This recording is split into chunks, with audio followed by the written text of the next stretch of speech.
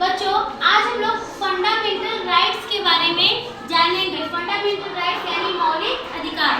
बच्चों, ये वह अधिकार होते हैं जो हमको जन्म से प्राप्त होते हैं संविधान के द्वारा, यानी संविधान के द्वारा ये अधिकार हमको दिए गए होते हैं। तो उसमें सबसे पहला हमारा अधिकार होता है cultural and educational right. Cultural and educational right मतलब होता है सांस्कृतिक और शैक्षिक अधिकार, यानी भारत में जितने भी भारतीय हैं, जितने भी नागरिक हैं, सभी को सांस्कृतिक और शैक्षिक अधिकार प्राप्त है, यानी अपनी पसंद की संस्कृति, उनकी जो लोक संस्कृति हो गई, जो भारतीय संस्कृति हो गई, उससे जुड़ना और शिक्षा का अधिकार सभी को समान रूप से प्राप्त है।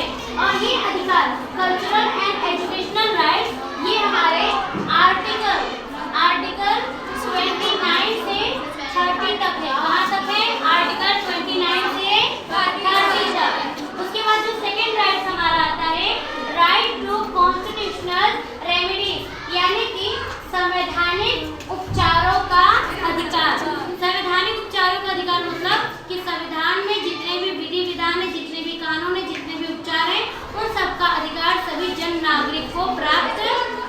और ये अनुच्छेद 32 में आता है। किसमें आता है? अनुच्छेद 32। एक और इम्पोर्टेंट बात है बच्चों, अनुच्छेद यानी आर्टिकल 32 को ही बाबा साहेब अम्बेडकर यानी जो भीमराव अम्बेडकर हैं, उन्होंने संविधान की आत्मा कहा है। किसकी आत्मा कहा है?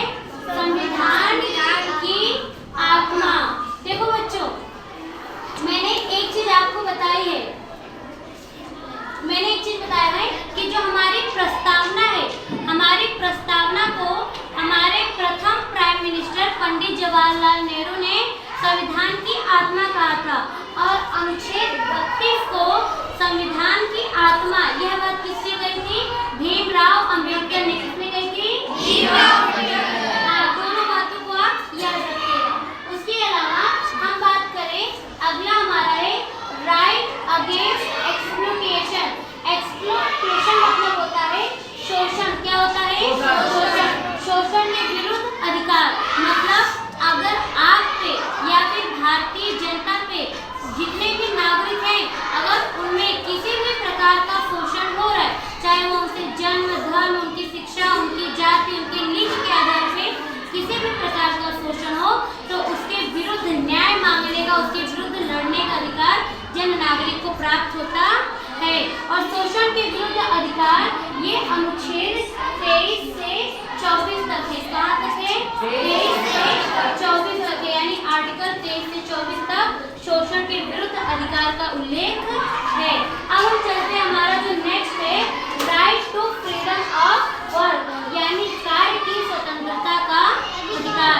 जितने भी नागरिक हैं जो जिस कार्य में रुचि रखते हैं और वो जिस स्थान पर कार्य करना चाहते हैं, वो भारत के किसी भी कोने पे जाके वहाँ पे कार्य कर सकते हैं। उनकी स्वतंत्रता संविधान द्वारा उनको मिली है, जिसे कहते हैं right to work of freedom. और ये आर्टिकल 19 से 22 तक है। कहाँ तक है?